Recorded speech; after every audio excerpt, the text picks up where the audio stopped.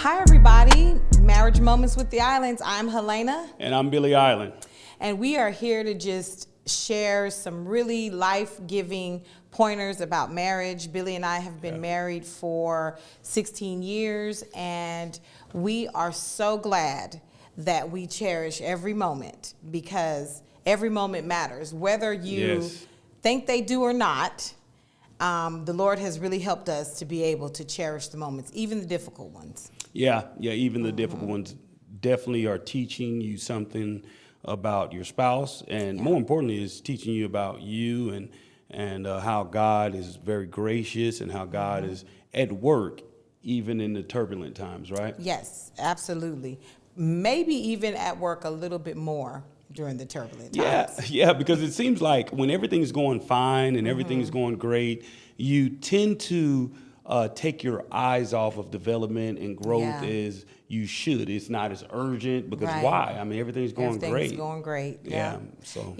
So today we're going to tackle a topic that there's two C words in marriage, right? There's that big C word, commitment. Yes. And then there's another huge C word called communication. Yeah, communication really plays a big role, whether the commitment is authentic or, if it even lasts, right? Yeah. So they're probably equal measure, as in importance in any relationship, but particularly in a marriage. You want to be committed to one another, and then you want to have healthy communication. And we're not talking about just talking. Right. We're talking about communication, right? Yes. Yeah, it's a big difference. What would you say? Huge difference. So obviously, there are differences between healthy and unhealthy communication. There are communications in body language, in tone, and all of that communicates. But there's definitely a big difference between even that communication and just talking. Yeah. Like sometimes you're talking at someone, or you may even be talking with someone, but it's not communication. We think that talking is communication sometimes. Yeah, that's true. That's true. So today we're going to talk about 5 healthy habits to develop in communicating. When it comes to communicating with your spouse, this is an ongoing, this is like embedded in the till death do you part vow that you made. So it's a bedrock. It's a staple. It's a foundational piece. Healthy communication. That's what we're going to talk about here today. Yeah, and really, when you say it's an ongoing evolution, I would totally agree. And the reason why is because if you're in a growing marriage, you have a different spouse, and the expectations are different. The approach is different because they're growing, they're developing, and there's different seasons. So you have to continuously find out. I have to continuously to find out, how do I reach out? How do I communicate? How do I express this to Helena in this season? Now, yes, this may have communicated well 5 years ago. 10 years ago, but she's a totally different person. So sometimes I know that we like to have like a cookie cutter approach, but you're going to talk about 5 things and habits that are pretty much like principles. They won't ever change, right? Yeah. So these 5 healthy habits obviously are going to look different for different couples. Yes. They'll play out differently in different seasons. They're principles. But because they're principles, you can stand on them 10 out of 10, they'll help. So the first one is active listening. Active listening is listening to understand, not just to respond, avoiding interruptions, and actually repeating to clarify, because we know that clarity is kindness. Yeah. And when a person actually knows what you're talking about, it helps tremendously. I think that one of the things that I know I can speak for myself in our marriage, I did not have clarity. And I think it's something we're still working through. I know that. In what area?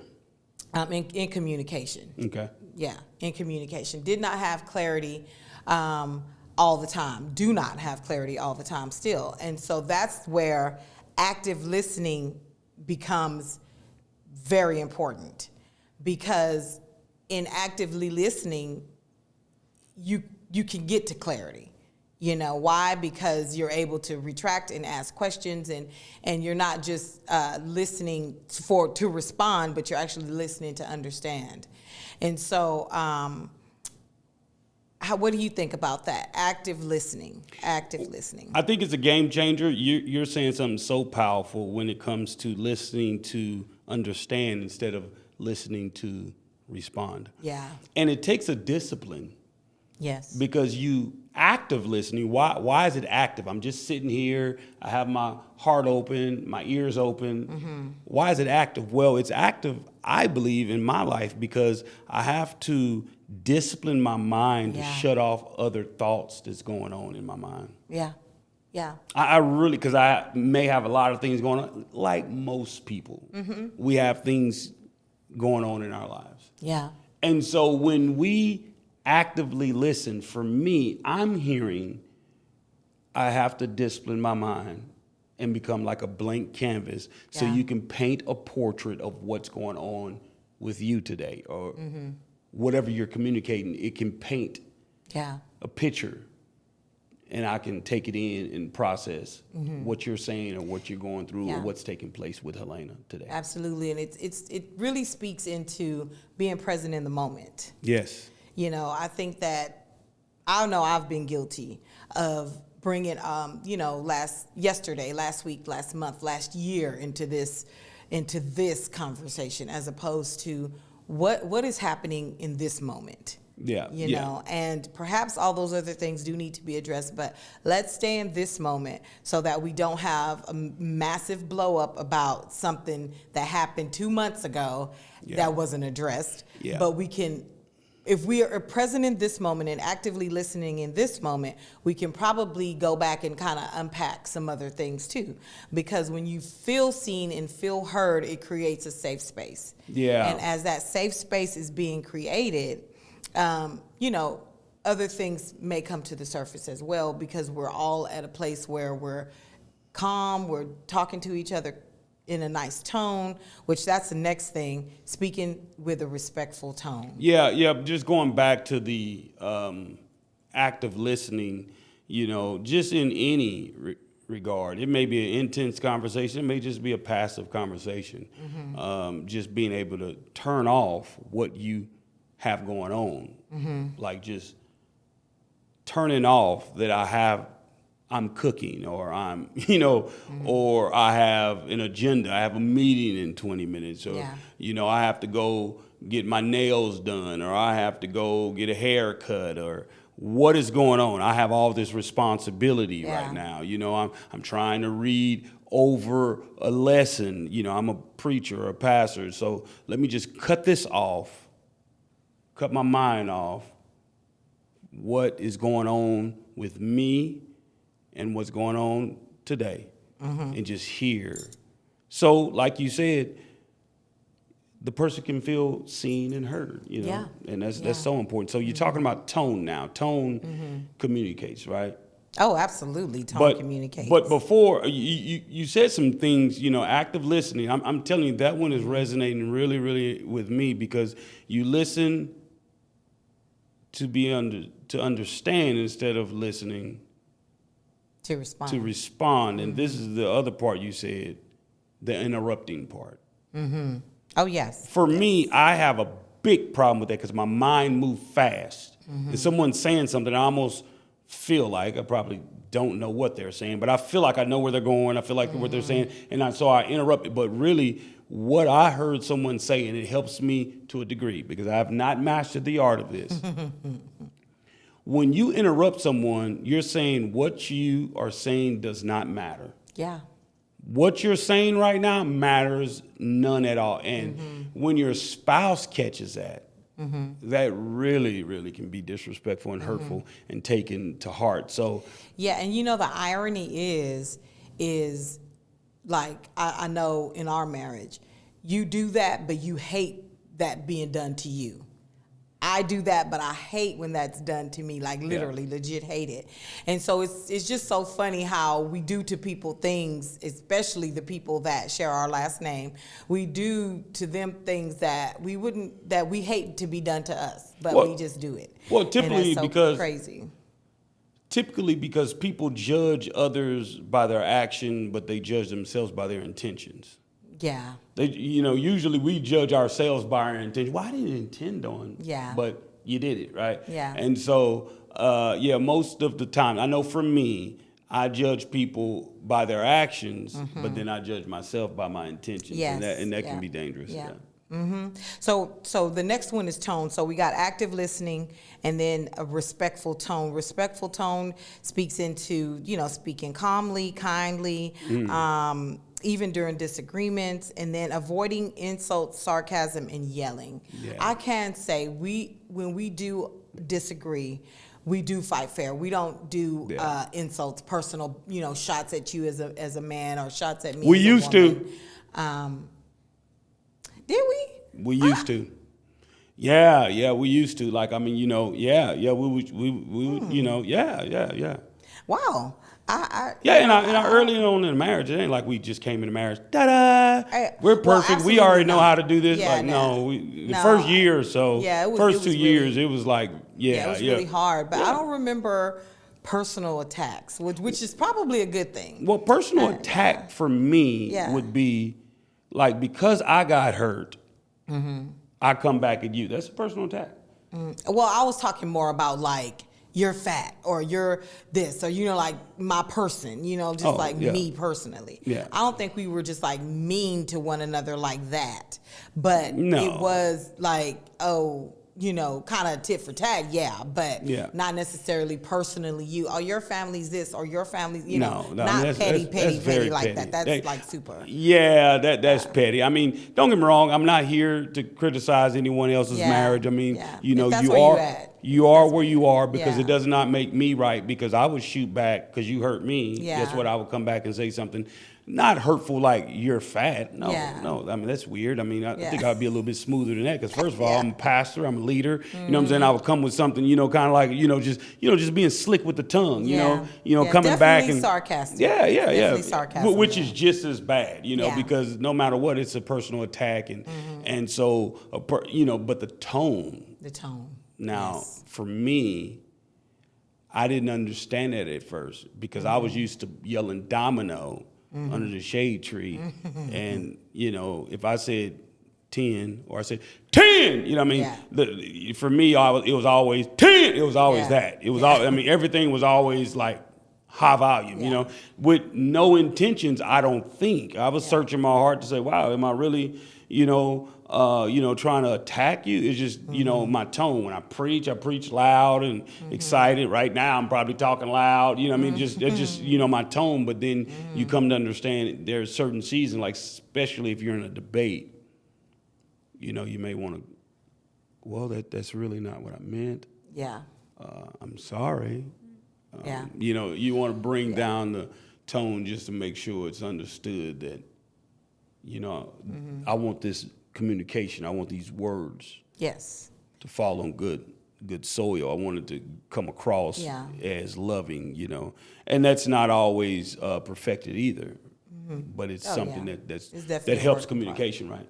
Yes, it absolutely does, and it's definitely a work in progress, because again, tone and what happened, I know for me what would happen is, and I can still be this way, is that Billy could be saying something very good, very important, and actually very helpful to me, for me.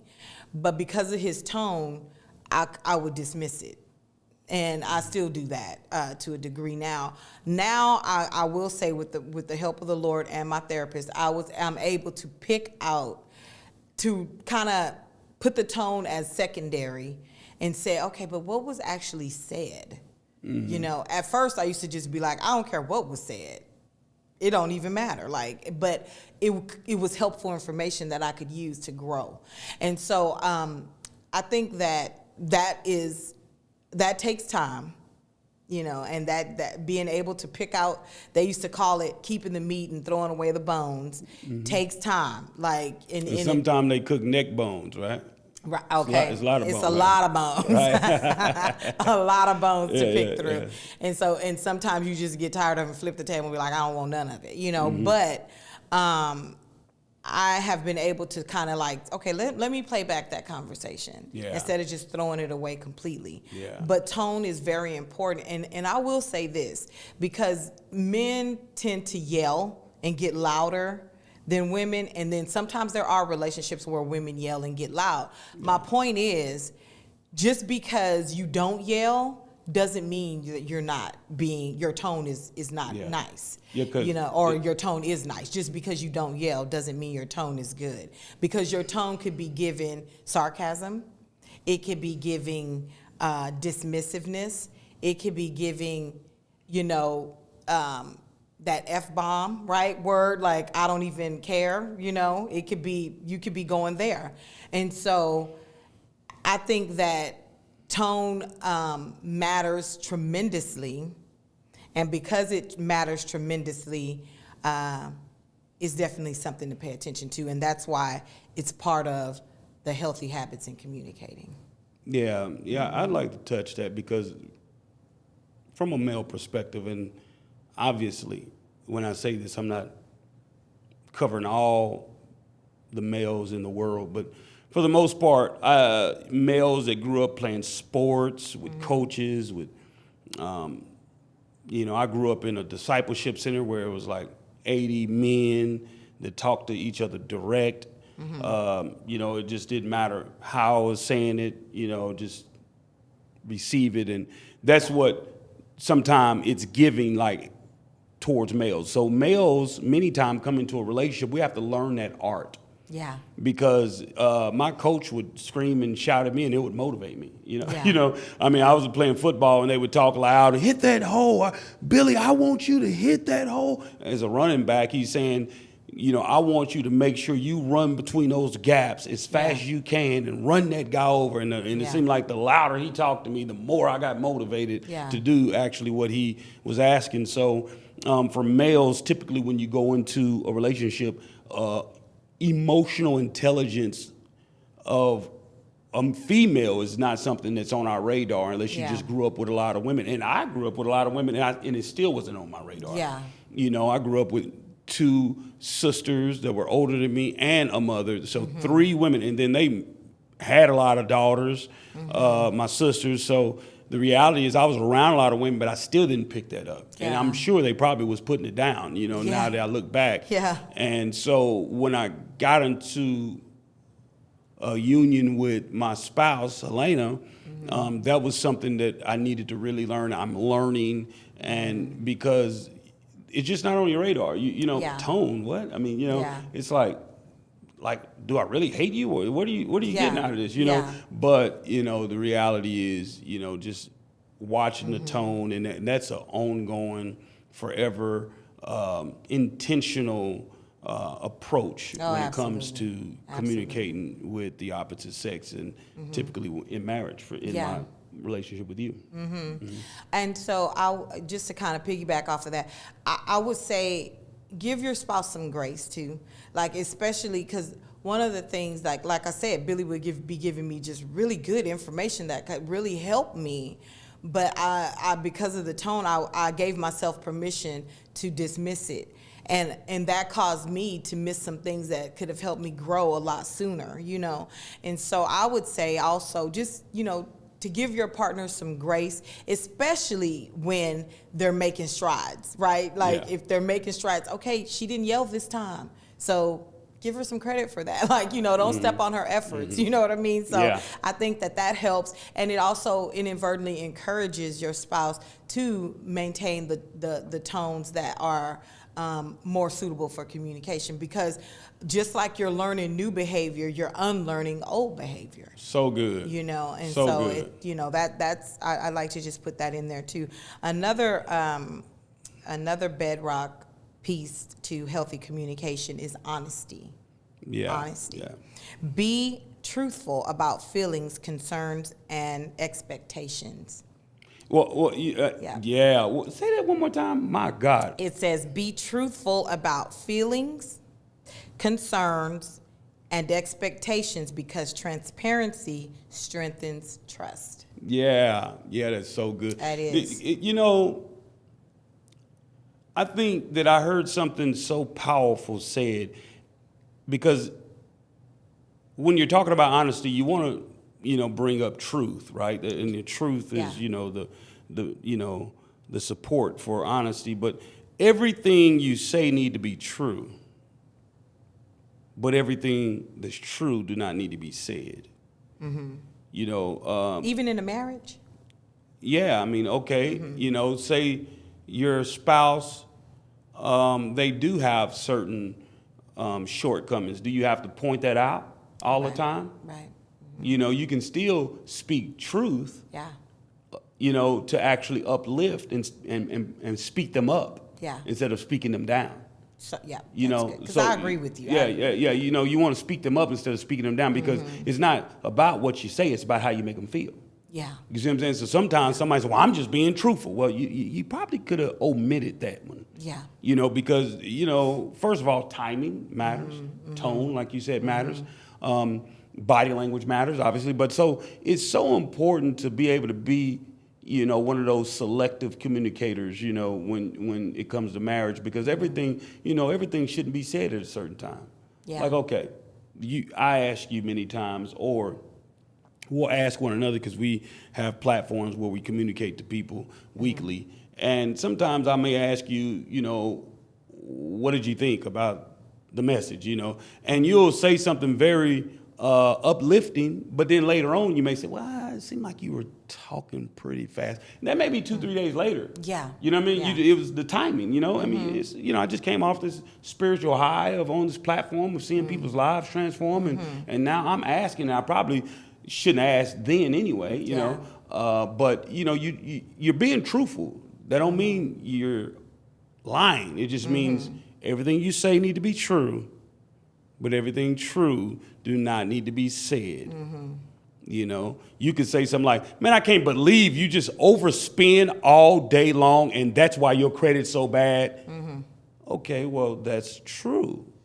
But does it need to be said in that manner, or in this season? Right. Now, we need to discuss budgeting. We do need to discuss that. But, and so you want to speak people up instead of speaking them down. Yeah, that's a really good thing to point out, because also you're the only one that knows your intentions, right? And so sometimes your intention is to motivate that person to say, hey, I'm gonna just tell you the point blank truth so that you can change. Well, you're intending for them to change. That's your expectation. Yeah. But for them, there might be a whole underlying issue, just to use your example, why they're overspending. Maybe they feel insecure. And maybe that's the honesty that needs to be brought to the table. That you are enough. You're right. And so, expectation, intention, all of those things play into, how honest do I need to be with my spouse right now about this particular topic, Well, I think you're being honest all the time. Right. I don't think you're... how, choosing your words. Yeah. Yeah, because definitely be honest all the you're time. Being honest. But, is this a truth that really needs to be brought out right now? I'm going to say it like this. The Bible says it like this in Ephesians 4:29. It says, let every word that proceeds from out of your mouth be seasoned with grace. Okay, there it is. So that the listener will be built up. Yeah. You got to find out if this truth is going to build up or is it going to tear down. Now, everyone can say, well, truth's supposed to build people up. Well, you got to know your spouse. You got to know your person and where they're at and what season they're in. Yeah. So you can use the right tool.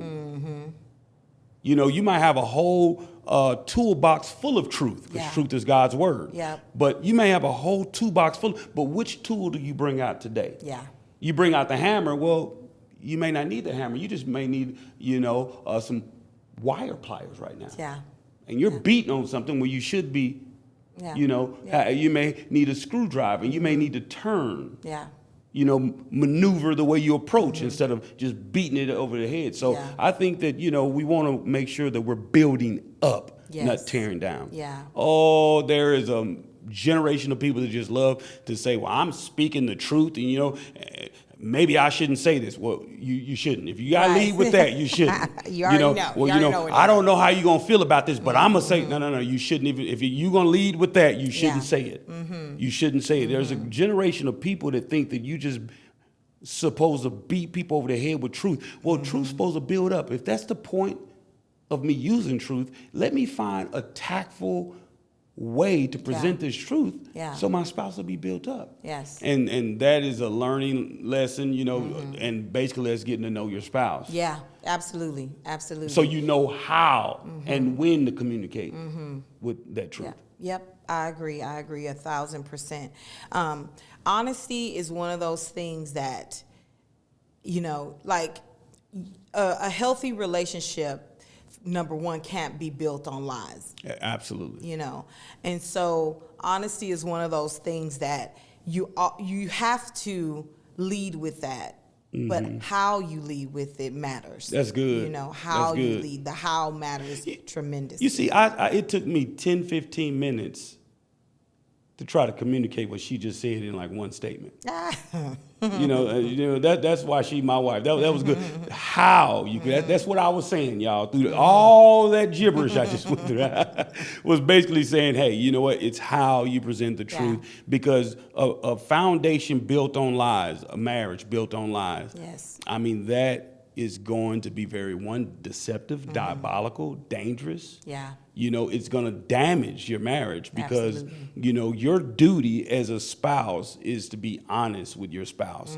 If they ask, you know, you have to mature. I have to mature. We as individuals have to mature on how we deliver the truth and the honesty that we're communicating. Yeah. And then sometimes there just needs to be room, because I remember early on in our marriage we had a conversation, and I told you, I don't know if you remember this, but I told you, I feel like you're free to be who you are, but I'm not free to be myself. I remember that. And I think that what happened was, because the next statement here says transparency strengthens trust, and I think that all of that collectively creates a safe space. That honest communication, knowing your person, how that approach should be tailored for them, creates an environment where people, they want to be transparent because they know that it's safe to be transparent. And when I said that I didn't feel like I was free to be me, it was because I literally did not feel safe with, man, is he even going to want, like, is he going to like me if I just bring my full-on self to the table like that? And turns out, yes, you did, you know, thank God. But at the same time, it built our trust. Like, and that was, I think, a turning point. That was a real big turning point for us. Because I don't even think you were aware. I wasn't. When you said that, I was like, what do you mean? Yeah. I can be free. I thought you were being free. I mean, literally, I was like, wow, I thought I was getting the true version of you, which, not that you were lying to me, but you weren't giving me your, like, all of you. And I'm glad that we had that conversation. I'm glad that you felt safe enough. And when we say safe, that, you know, the way she explains it is like, hey, will he accept me for me? Right. That's what it means by safe. Not like, he's gonna go off screaming if I be, you know, or she's gonna physically unsafe. It was never that. We never. No. Thank God, we never. No. And if that is your situation, please seek out help. Yes. No, you know, physical violence and all that should never be happening in a marriage. There's numbers that you can call for spousal abuse and domestic violence, and you really need to get that taken care of, because that is very, very dangerous. Yeah, find you a trusted person. Go all the way there and help so that you can get the help that you need. Right. I think that, that's super important to get that out there. But creating a safe space is built on the foundation of honesty and transparency. And I think that changed. It did change the dynamic of our relationship, and I think it deepened our friendship, because it's like, wow, okay, she likes me. Wow, Yeah. he likes me. You know, Yeah. I mean, just the way I am, goofy or I'm weird, and and okay, she accepts this. Wow. And and it does build trust and a bond that's unbreakable, because you just have this thing that, like, if something happens, you just want, because that's your person, you want to tell them, something happened to you. I mean, even if it's weird or if it's odd, it just builds a bond of trust and transparency. You just want to run and tell them, jump on the phone, guess what just happened? Right. If that's your gossip buddy, hey, don't judge me. You know what I'm saying? If that's your gossip buddy, like, you go and say, man, guess what I just seen? I mean, the reality is there's a bond, like, hey, we know one another and we get one another. You know? Yep. Yeah. Yes, I will say that 1,000%. So another foundational piece to healthy communication is empathy. Empathy. Try to see situations from your spouse's perspective. Validation does not always mean agreement. Yeah. And I think this was one, because I'm naturally, I believe it's one of my gifts. I am very empathetic with for people in any particular situation. Billy is very logical. And so I think now we're getting to have that perfect mix of the two of those things. But early on, I just could not understand why he could not understand why this would be hurtful, or why this is not good or whatever, not so much not good, but like, why this could be affecting a person in a certain way, or why it would be affecting me in a certain way. And Billy would just be like, well, if you change A and B, like, C is bound to happen. Like, what, or if you continue with A and B, why would you be shocked that you get C? And for me, I want to factor in how people were raised and, the environment they were in, and whether or not, now he always factors in whether or not a person knows Christ, because expectations of behavior changes with that. If a person is saved and knows the Lord, they should be on a growth journey, or, people grow and they grow. But if they're not, well, that comes along with, sinful nature and that kind of thing. So he had that one down. But I want to factor in a lot of nuance for behaviors and things, and Billy be just like, no, it's this or that, And I think that throughout our years, a little bit, you've been picking up a bit of what I put down, and I've been picking up what you've been putting down over the years. And so I think that that's been a beautiful mix. But that empathy piece is very important. And I remember also early on in our marriage, when you used to tell me about, your how you were raised, and your time with your uncle, your time here, and your time in LA, your time in Oklahoma, and how you moved around and stuff, it just helped me understand you so much better. And I was able to say, oh, okay, this behavior, I could see it plain as day. It made so much sense to me why you unpack all your stuff when we go places. I'm just like, why are you doing this? Or just little idiosyncrasies that he had. It helped me to understand, because I was able to see it through an empathetic lens, as opposed to just being annoyed by things, And so I think that seeing things from your perspective, I've grown into that, not so much behaviors, but just like your approaches to things, or even your opinions about things, because the next thing says you don't have to agree, you just have to try to get an understanding. Yeah. And so and help your spouse feel seen and heard. And so I feel like that piece, it's been a game changer for us too. Yeah. And so how this helps you in your marriage is, like, it's very important to know that, hey, just because that shoe doesn't fit me doesn't mean that I can't say, hey, it looks beautiful on you. It doesn't fit me, I wouldn't wear that. But I think empathy says that it's okay to enjoy what someone else enjoy, feel what someone else feel. The Bible talks about mourn when someone else is mourn, be joyful when someone else is joyful. Like, don't overlook their experience, because their experience may be one day your experience. Yep. And, you just want to make sure that you're empathetic towards people, because in a marriage, I mean, one thing, you love that individual. And because you love that individual, whatever experience they're having, you want to go into that with them. Yes. Because you're bearing one another's burdens. Yeah. You know, you're carrying one another's hurts. Mm-hmm. You're carrying one another's, hang-ups. And so it's very important to do that. I mean, being that I'm logical, yes, I have to. This is one of the things that the Bible talks about, dying to self. Mm. Mm-hmm. Yes, I'm hardwired to be logical, but that don't mean I have to be logical every time. Yeah. Logical mean, I'm thinking practical. I'm thinking about solution. Most men are solution oriented. What's the solution? We're over crying about it. Here's the solution right here, but, okay, take a pause, take a breath, take a moment, be empathetic, enjoy, that moment with your spouse, or mourn with that, with your spouse, cry with your spouse possibly, and then get up and then we'll talk about the solution, Yeah. And, it's very difficult, I'm going to be honest, for me. I'm not going to act like that's easy because I'm just not hardwired like that. Yeah. But, if I want to express the love for my spouse, the thing is I want to consider what she's feeling and what she's thinking and how she's processing it. That don't mean I'm going to do it that way. Yeah. That don't mean that I even, understand why she would do that way, do it that way. I mean, that's just who she is. Mm-hmm. This is my person, and let them go through the journey and process life the way they want to process it. And you are there with them every step of that don't mean you have to embrace it. Just like you said, you don't have to agree. Yeah. Hey, I would never wear those shoes, but hey, there you go. Yeah. Enjoy them. I'm saying? I'm happy that you're happy.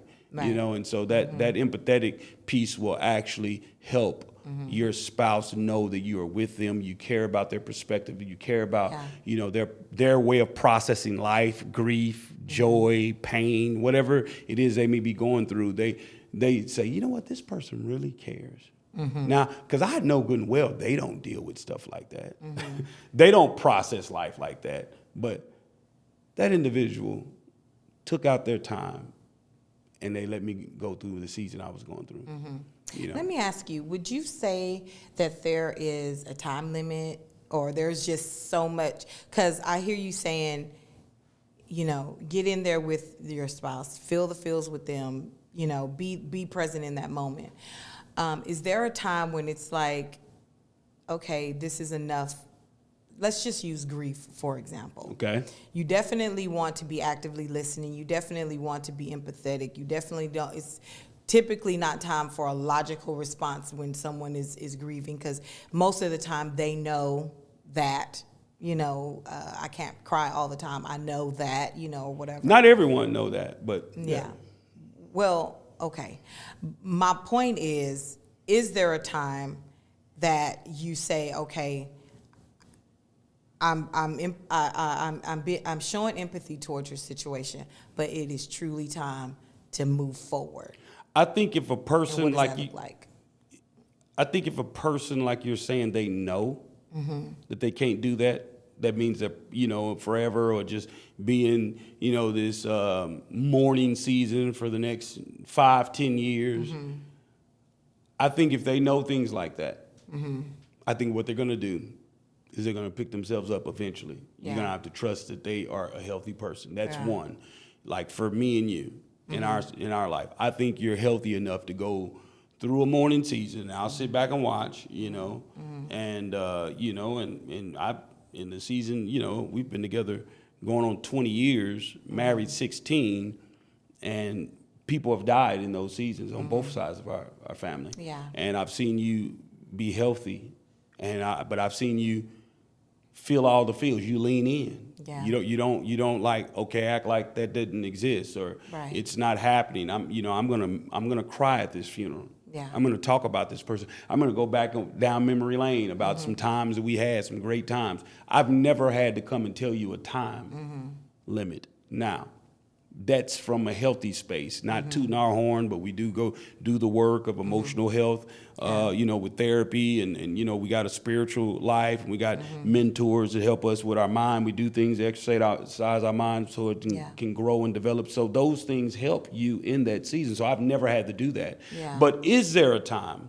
Well, for me, as being like a biblical worldview person, so my approach to marriage would be that the husband is the head, not in a chauvinistic approach, but from a biblical worldview, the husband's the head. I think that it would be his responsibility to know his spouse, not to push him too far. Yeah. Because you may think this is the right time, but it may not be the right time right now for them. Yeah. So, I mean, I don't know what that would look like because every situation is different, you know. Every grief is different. Every person that is going through that approaches it different based on who it was. Maybe it was a mother, maybe it was a child that passed away. Maybe, I mean, those are not just one of those, I'm gonna pick myself up and just go to work and go back to life. The way it was. I mean, you know, you got emptiness there, you got love that's there for someone that they don't have anywhere to go now. Yeah. You know, that love doesn't have anywhere to go. You can't direct your love towards that child anymore, or your mother. So what I would say is I would really pray and make sure that I'm very delicate and very empathetic towards my spouse. And I do think there is a time, but I couldn't tell you 2 weeks, 1 month, 6 months, because that wouldn't be fair from my vantage point, because I'm not in it, right? But I do think that there's a time when it crosses over and now it's toxic.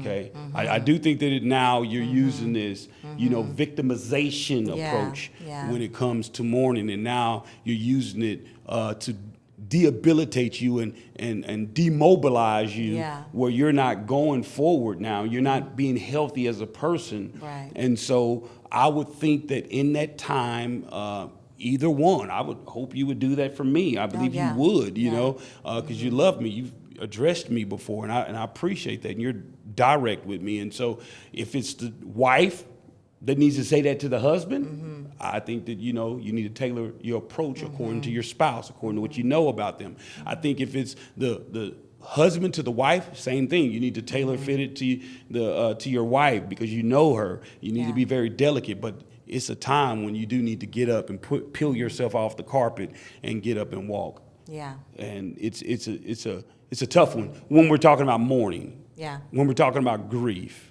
there is a season for grief.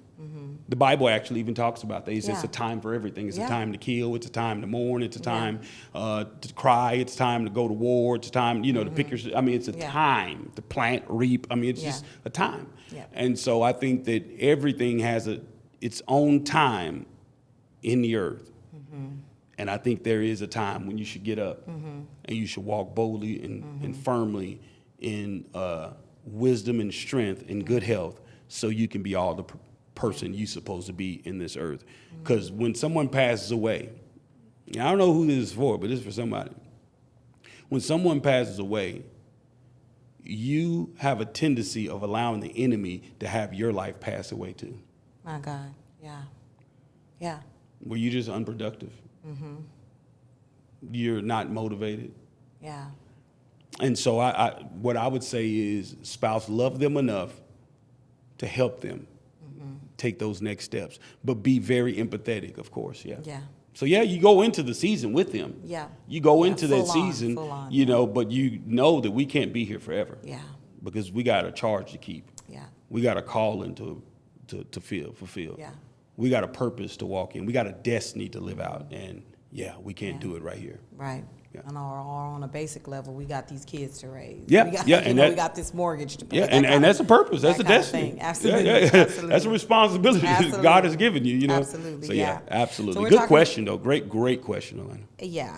Yeah. Thanks for that. Was a really good answer. So we're talking about key habits of healthy communication. We got active listening. We have a respectful tone. We have honesty, empathy, and lastly, we have consistency. Consistency, which is another C word. Don't shut down. Don't shut down. Regular check-ins help prevent emotional disconnection. Yeah. That's one of my questions is, you know, to Helena is like, what's on your heart in this season? We have a commute to work, a little under an hour, and so when we drive, if we're riding together, you know, I utilize that time. You know, there's no need of saying it every day. I mean, my Lord, you know, give her a little time to have some more stuff on the heart, you know. Can I process a little bit? but you know, about every 3 months. So I don't have a time limit. I don't have it on my calendar or anything. Ask Helena what's on her heart, but it just as I feel led, what's on your heart in this season? Yeah. What's on your heart? What's going on? And when I'm saying what's on your heart, what are your affections right now? What is your desires right now? What's your intentions? What has God laid on you? What's your motivation right now? And I love it because it seems as if you just like waiting or something. You just be ready to give me what's there, and I think that's a good check-in, good consistent. Yeah. Because when I hear consistent, what I'm also hearing is we have the potential of shutting down. Yes. Mm-hmm. And so when there's no communication, that equals death in a marriage. Yep. When there's no communication, man, we are at war. The institution of marriage is godly. Yes. It's directly from heaven. God desires marriage. So there's a war. Mm-hmm. So in a war, there has to be constant and consistent and continual communication, or we don't know how to function to be able to combat against this enemy that is trying to destroy this marriage. Absolutely. Because make no mistake about it, there is an enemy trying to destroy. Yeah. Yes, absolutely. Yeah. I think that one of the key things about consistency is that it should be happening not necessarily as needed, but some touches at some point every day. Yeah. Right now, there are deeper conversations, like you said, what's on your heart, in the sense that, like, what have you been dreaming about? What has God been speaking to you? Those kind of conversations that, those are not daily basis conversations, but all throughout the day, every day, we're checking in with each other. We're letting each other know, hey, I got this going on. We know each other's calendar. We share a calendar. That's been a helpful thing in communication. Oh, yeah. I think that sometimes what couples do, particularly young couples do, is young meaning either in age or in time together, is that you wait for the problem to be full on, just go full bore before, you have actually talked. All of a sudden you're hitting your spouse with this tremendous list of what you didn't do and how you aren't doing and what about this and that, and your spouse is thinking everything is okay because we haven't even talked about any of this stuff. Right. And so I think that one of the problems that happens early on is that, or during marriage, is that, you wait for things to just fester and get weird before you talk about them. Yeah.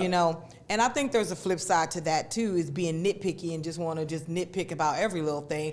But I personally feel like when you can have little touches throughout the day, throughout the weeks, throughout the months, the year, you're able to, the problem isn't this big, huge elephant you got to attack now. Now it's just what's happening right now. Yeah, because if you're trying to navigate something when it's already off course for 6 months, 3 months, 1 month, it's more difficult to shift. Yeah. But if you have daily check-ins and you're getting to know your spouse, if your pursuit is to get to know your spouse, you can make adjustments as you go, and by the time a year go by, you're gelling together and the two are becoming one. Yes. Like simultaneously while you're living life. Those little check-ins are very important. You don't have to be deep. And if you're a learner of your spouse, you're going to be learning. Oh, okay, she don't like that. Okay, right. He doesn't like that. Oh, okay. And that doesn't mean you walk around on eggshell. That means because I love you, I'm going to make these adjustments. Yes. Because I want great health. Now, if this is a big issue for you, now you got to evaluate, okay, hey, I need to go deeper in my love for this individual, because why would I not want to make this adjustment? Why is this a big issue? Why is this a problem? Why am I having these issues, making these adjustments? So the nitpicking would be definitely a heart check. Yeah. Because if you're nitpicking, it's like, hold on. Like, what are we doing here? Yeah. Like, this is not healthy. Bible talks about a nagging woman, a nagging wife. You could easily say a nagging husband too. Yeah. It's like a dripping faucet. Yep. Just annoying. Just like annoying. Like, it's like, my God. They said you'd rather live on the roof of your house than to live in a house with a nagging wife or a nagging husband. Yeah. Like, no one wants to come home to this like it's constant. So this is not tweak this, tweak that, change this, and he always doing this, and she always doing that. Yeah. This is not healthy. Because if we had good, healthy check-ins, we had good date nights. And for us, I think we've chosen to not talk about stuff like that on date night. Because why does this need to turn into almost an argument when we're supposed to just be enjoying ourselves? Yeah. We're going on a date. Yep. Now throughout the day, we can talk about this. Oh, did we tell you marriage is hard work? No, we didn't say that, right? We should have led with that. Disclaimer for all you young newlyweds, all you lovebirds, all you guys that are getting ready to get married. Marriage is hard work. Yeah. And we're just talking about one aspect of it, and that's communication. That's communication. Yeah. So, key habits of healthy communication: active listening. You want to listen. Respectful tone, honesty, empathy, and consistency. Consistent communication. Yes. My God, I think those 5 habits ought to help you. Our prayer is always to help couples, whether you've been married 20 years or whether you've been married 20 days. We believe that every moment matters. That's why we called our podcast Marriage Moments with the Islands. We believe that every time that we engage, argument, on a date, on a vacation, this moment matters, and it can actually build our marriage and strengthen us. So I think that we ought to ask people to give us some comments and talk to us about what they think about this. What do you think about that? Absolutely. So if you have any questions, comments, ways that you feel like your communication is going sideways, what you've done to correct that, or if you need help correcting that, put it in the comments. We'd like to communicate our thoughts on it, and we'd like to hear yours. Yeah. So what we would like you to do is rate, review, and share this. Share this with as many people as you can. We thank you so much. We love you, and we love helping married couples. We want to add value to you and to your spouse. So Marriage Moments with the Islands. Yep. All right. God bless. Bye.